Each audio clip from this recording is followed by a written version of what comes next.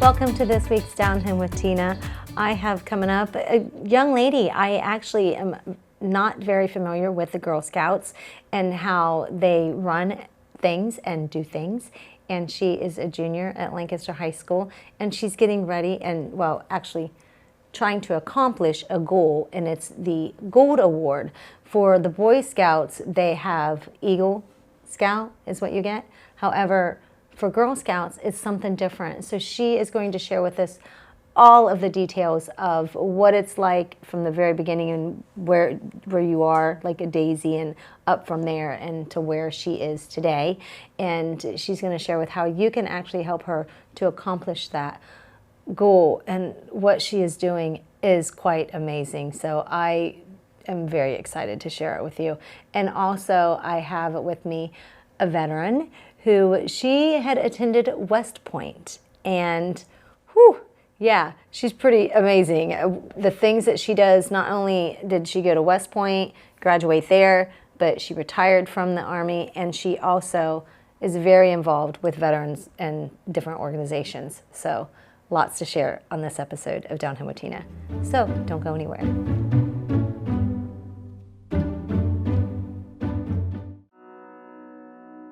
The Frankie Smith Funeral Home and Crematory in Lancaster and the Johnson Smith Funeral Home in Baltimore have a long and wonderful history of serving our community. Feel free to give us a call at 740-653-0652. Stop in and see us at either of our two locations, 405 North Columbus Street in Lancaster and 207 South Main Street in Baltimore. Respect for tradition, regard for change. Dagger Law has more than 110 years of experience in nearly every aspect of the law. When we're not just helping clients, we're helping the community. You'll see us at festivals, sporting events, and around town because we live and work here too. We are your neighbors, and we want to help you when you need it. When we help each other, we're stronger. Our community is stronger. Creating a strong, vibrant, healthy, and safe community is everyone's responsibility, and we take the responsibility seriously. We are local, we are trusted, we are experienced.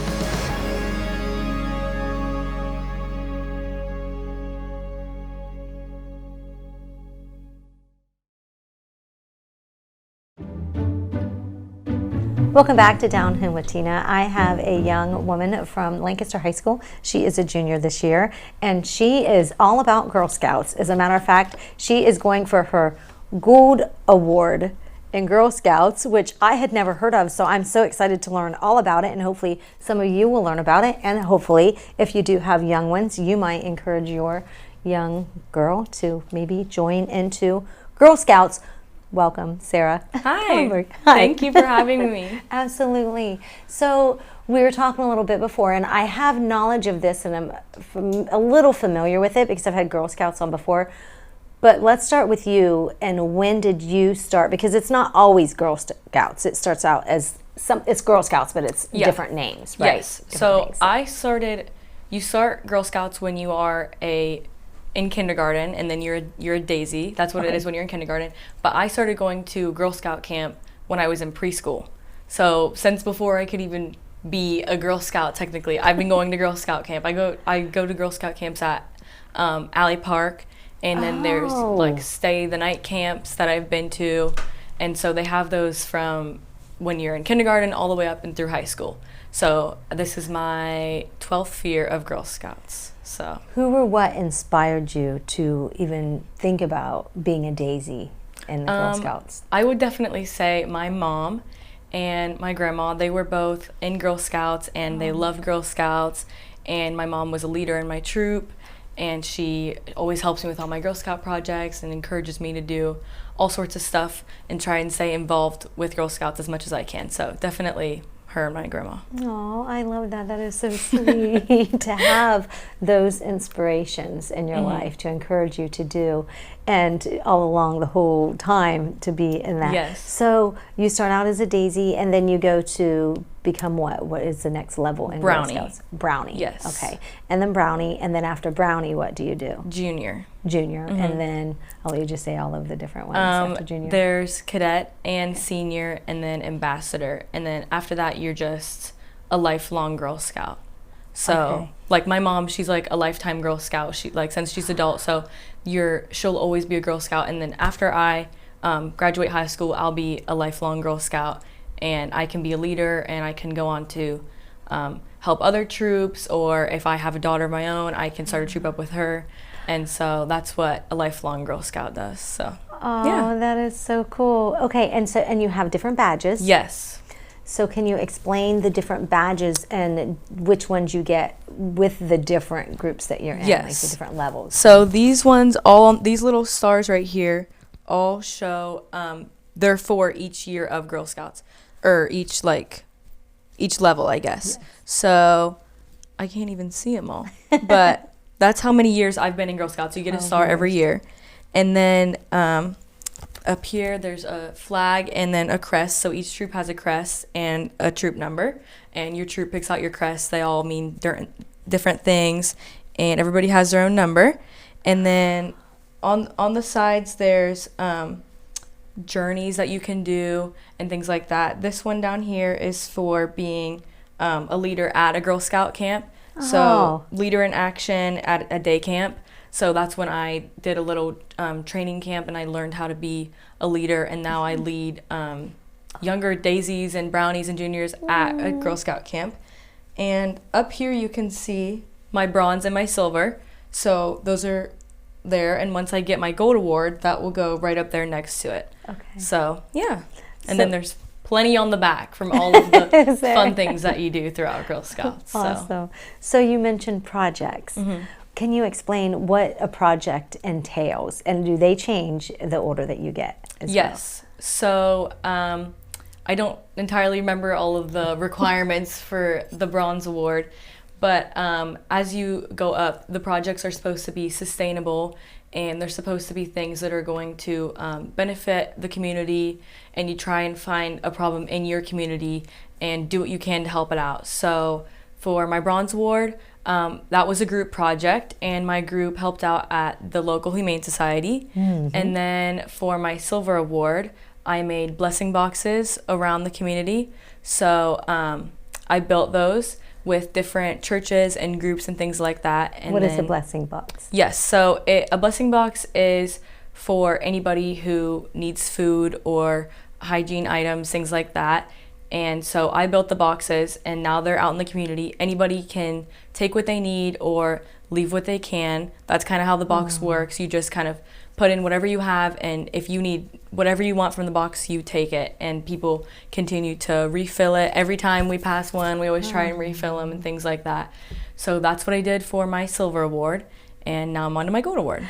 And let's talk about that, because you are looking for donations, aren't you? Monetary donations. So what is this project that you're working on? So it's huge. Yes. So I am doing a all ability sensory trail at Alley Park.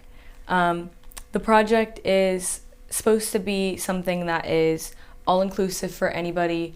I kind of came up with the project by going to, like, coming from Girl Scout camps. I've seen firsthand, younger kids or kids who have crutches or who have a boot or things like that. They can't really go out in the woods, and I've noticed from school field trips and the pumpkin hike, things like that, kids who are in wheelchairs or have a walker or people with canes, anything like that, they can't get out and really experience the woods as much as I do. And I would love for everybody to be able to experience Alley Park as much as I have, because I have so many great memories going on hikes there, and I want everybody to be able to experience that. So that's kind of, we're paving the trail, so that's how I'm making it all accessible. And then the sensory aspect of it is so that it is interactive. So along the path, there's different kinds of stations that people can go to, and they're all educational. They go along with the park. So a lot of people know Alley Park for the eagle and the eagle's nest. So I have a couple stations that correlate with the eagle and the eagle's nest. Wow. And some of them go with the types of trees and types of bark and things like that. So just to make it interactive so that anybody can go on it and enjoy the woods and learn something new about the park. Sarah, how long is the trail going to be? Because, and you said they're paving it, so how Yes. long? So it's about 300 feet, Okay. and they actually paved it, They paved it, I want to say last week. Okay. Yes, so AJ Asphalt and Shelley Company donated time and materials and helped me to complete the pavement of the whole trail. So yes, I'm very grateful for that, because that was a huge help to my project, and that really pushed it forward a step for me and made it seem it's real, and people have already been using the path, so it's just really nice to see that it's already being used, and I'm excited for what's to come next with it. Right, yeah. So when is your goal date for it to be complete? So the project has to be completed, like the Gold Award officially by Girl Scouts has to be completed by the time I graduate high school. Okay. So technically I still have an entire year to complete the project, but my goal is to complete it by the end of next summer before I start my senior year. So that's my hope, and it seems that we're on that path right now, and hopefully that will be obtainable, because since now I have the asphalt done, next step is to get the stations built. And so I already have a couple groups who have agreed to help me build things and raise money to buy the materials for things like that. And so after I build them, that's really when I install them, and that's I've completed the project. So yeah. I know that you have quite a few donors, which folks can go to your Facebook page to see those, right? Yes. Those donors? Yep. Okay.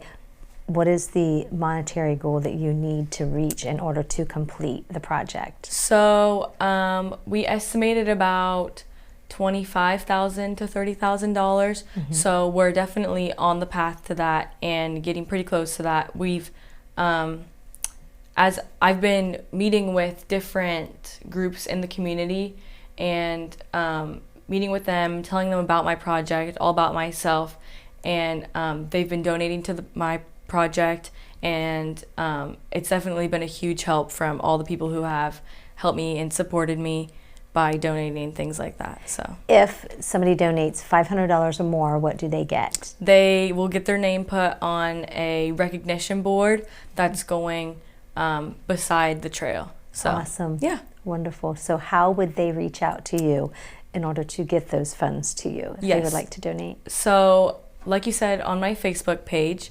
there's a link where they can go donate. And also on the Facebook page, if anybody has any questions or comments or anything like that, can feel free to email me or message me from there. Okay. And I'm open to any suggestions or comments that anybody has, and I'm grateful for all the help.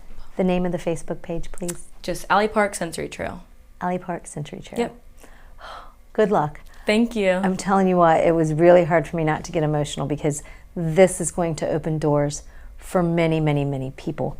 Kids, teenagers, adults who may not have ever gotten the opportunity or the chance to go out to Alley Park and enjoy it maybe the way that Sarah has, or I have, or my children have. So if you can donate, I suggest it would be a good heartful thing to do. So heartfelt thing to do. So thank you so much for being with me, Sarah. Thank you and for good luck. having me. Good luck. Folks, don't go anywhere. I will be back in just a minute. I've got a veteran. She attended West Point. Pretty cool. We'll find out more about that in just a minute. It's Down Home with Tina.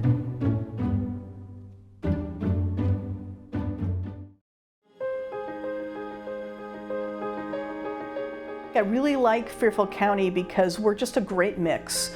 We're not so isolated that we don't have resources, but we're also small enough that it's a real community. And I will say that I don't think I've ever seen or worked in a place where so many partners in the community come together and are truly collaborative. I've been working in Fairfield County for over 20 years, and I've had a variety of positions within the county.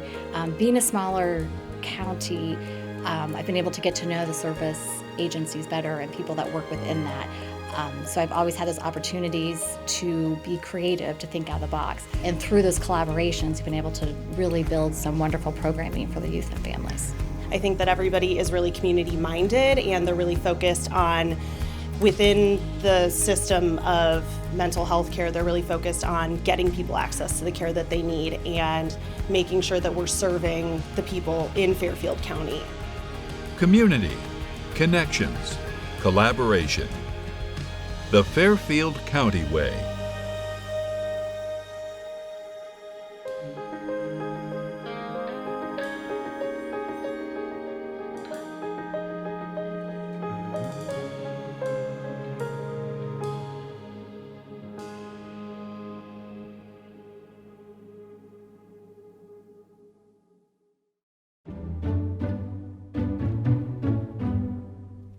Welcome back to Down Home with Tina. I have got another Veteran of the Month. Her name is Susan Green, and she is very, very involved. She retired from being in the Army, active Army, and spent some time doing, you said, Guard reserves? I was in the reserves. I had sons served in the Guard. It's kind of a family business. Very nice, very nice. How many years were you in? I did a total of a little more than 24. Didn't plan it, but it happens. Yeah. Tell me, if you will, please, Susan, why did you decide to join the military? The Army found me. Very fortunately, the Army found me. I grew up on a farm in Guernsey County, oldest of 6. Parents, family, nobody went to college, didn't see a need for it. The farm is for the boys. I was a pretty good athlete, and the United States Military Academy found me when they were recruiting women because it was very early in women going to West Point. Yes. Like, okay, college education I can afford. It's paid for. I get paid to get a college education.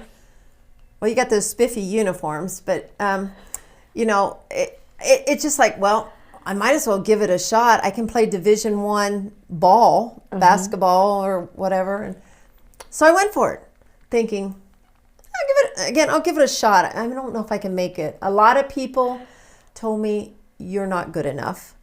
Wow. You can't make it. You're just from here. You're no one. So that's motivation. Right. Right. I went. Next thing I'm graduating. Like, I'll do my 5-year service commitment. Then that became more and more. And yeah. Yep. The military was great to me. The West Point. Wow. What was it like back then? We know it's changed so much since then. It was then. And it always will be challenging. It needs to be. Absolutely. Because of the mission to educate, train, and develop officers to lead our nation's Army, which is our nation's youth with a very big mission. So, as soon as you graduate, you have the right to say the Corps has. It will never be as tough as when you were there. We all do it. It's different, but the world is different today. The enemy is different today. We live differently today. But it was challenging. Yeah. It was some, glass ceilings we were pecking away at those and getting those shattered. Yeah. Do you feel, how many, years was it when you went into West Point, had women been accepted to go to West Point? So the first women were accepted in 1976. So as I'm entering, and then they graduated in 1980. So I'm entering my senior year of high school, and it's making the news. I heard about this. And then they found me. So I was in the 6th class of women to attend West Point, and that was the same year for Navy and Annapolis. Really? Yeah. How many was in your graduating class? Boy, those trivia numbers. With female. I'm sorry, female. I don't know the exact number of that. There were a little over 100. So yeah. Okay. The percent, and we were the largest class to ever enter West Point because it was peak of Reagan build-up years. We entered over 1,500. I don't know the exact number. And you graduate over 1,000. Today, we bring in a little over 1,200, and we still are going to graduate close to 1,000. We're more selective and picky. And it's more of a development model than an attrition model. And you're saying this, and you know this how? I give back. I am the Ohio's admissions coordinator for this. I have the whole state of Ohio to advise and mentor young men and women who are considering applying to West Point, becoming a cadet and an Army officer. Yep. I think that is just fascinating. So you continue on, since you have retired, to be very involved with veterans organizations. I am. So I say I'm in the payback mode. The Army gave me great opportunities that I wouldn't have otherwise had. I've had a wonderful life. You know, I've traveled all the states, 30 plus countries, seen and done a lot of things, my education. I have a payback debt. Do you have a most memorable place that you had visited and experienced, and I say in a positive way? Because there can be some memories that were not so positive that you might remember, but you know, there's you got rough the days most out and of, everything. I guess. Yeah. I was fortunate to spend 3.5 years in Germany before the wall came down in Bavaria. I visited Berlin and East Berlin before the wall came down and saw what it was like for a country to be held hostage by communism. And just after I came back, that wall came down, and I look forward to going back and seeing what it's like today. Yeah. So you haven't made it back yet? No, but I will. I don't know where the years go. I meant to get back sooner. No, right? It's like all of a sudden, what happened? I've got children. I'm like, they're graduating. What is going on? Before I know it, I'll be, I don't know, graduating grandkids or something like that. Got Crazy one of them like coming that. too. Oh, do you? Finally. So you had a family and everything. I throughout had this. 3 children while I was on active duty.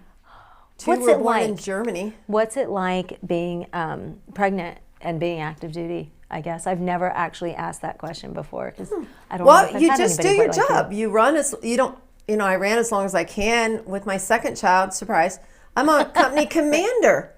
Okay, it's not time to sit on the sidelines. Nope. You lead. You lead those runs, and I did that as long as I could. And Yeah.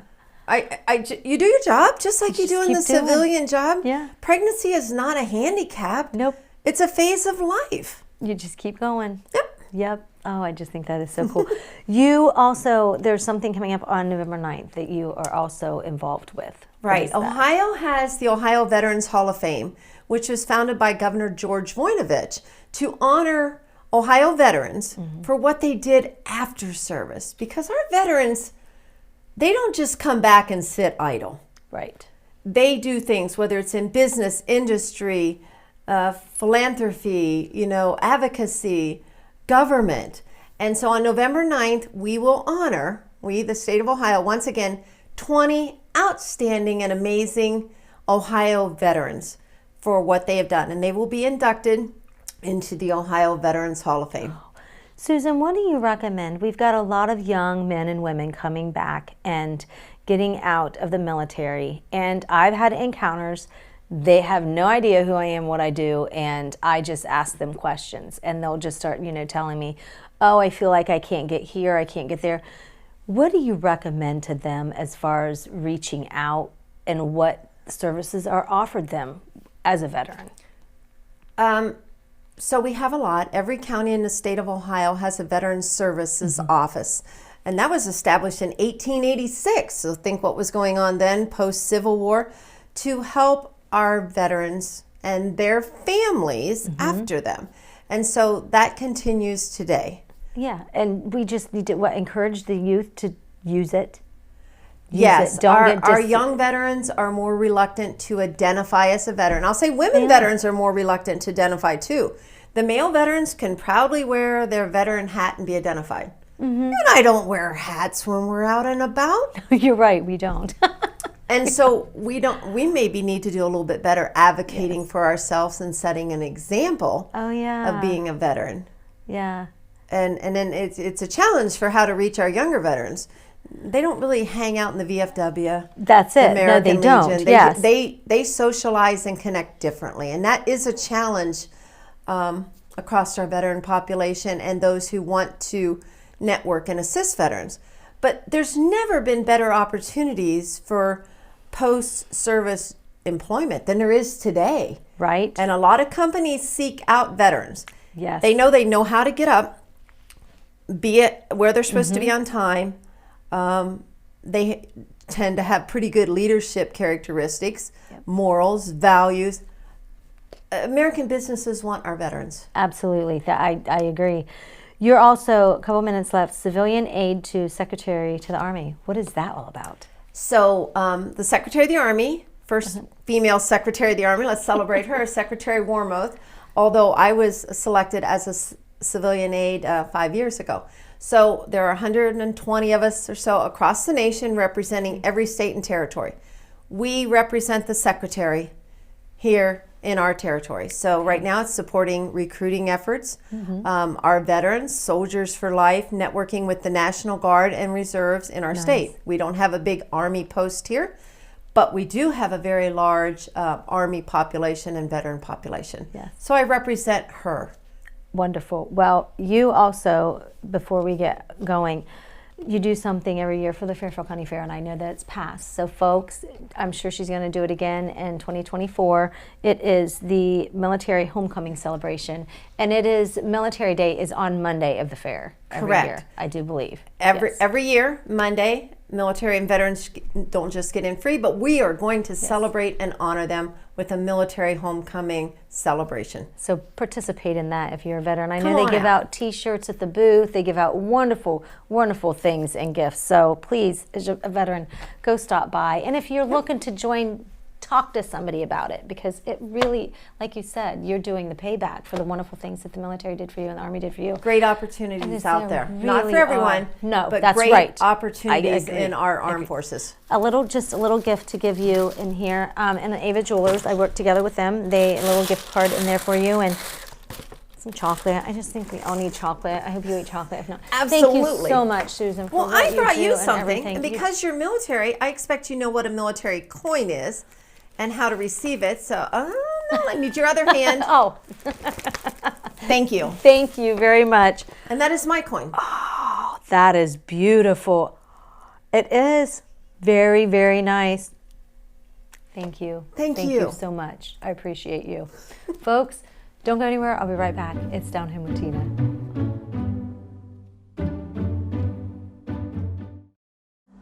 Life doesn't always give you time to change the outcome. Prediabetes does.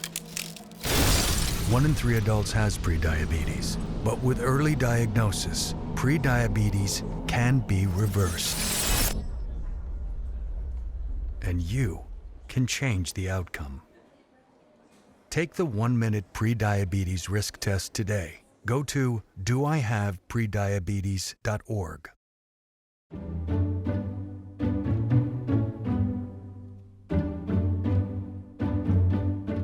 Hey folks, I had a very interesting conversation with Susan, my veteran there, after I had talked with her, and it was about social media. And the reason why I thought, you know what, maybe I'll share with folks about what she had shared with me on the show, because it was pretty huge. So I had happened to me a couple of years ago. I lost all of my pictures off of my cell phone. And she shared with me that she had something that happened to her with Facebook, social media. Now, because I lost my pictures on my cell phone, I actually go to Facebook to look for some of those pictures. Well, she had somebody actually hack into her account, and she had a bunch of pictures that she had lost forever. So she suggested to me, because I go to my Facebook for some of those pictures, to back up those pictures, because that can happen. You can get hacked, and those people that hack that site or your page can actually cause you to be kicked off of Facebook, and then there's no way to get those pictures. And that, to me, actually, I was devastated when I lost what was on my phone, and I knew what I could get some on Facebook. That helped me feel not as upset or disappointed about it. However, in this case, I am going to back up my Facebook photos. So you might want to do the same, just as a backup. Anyways, I hope you enjoyed the show this week. Folks, have a good one and a great one, and I'll be back next week. God bless and good day. It's Down Here with Tina.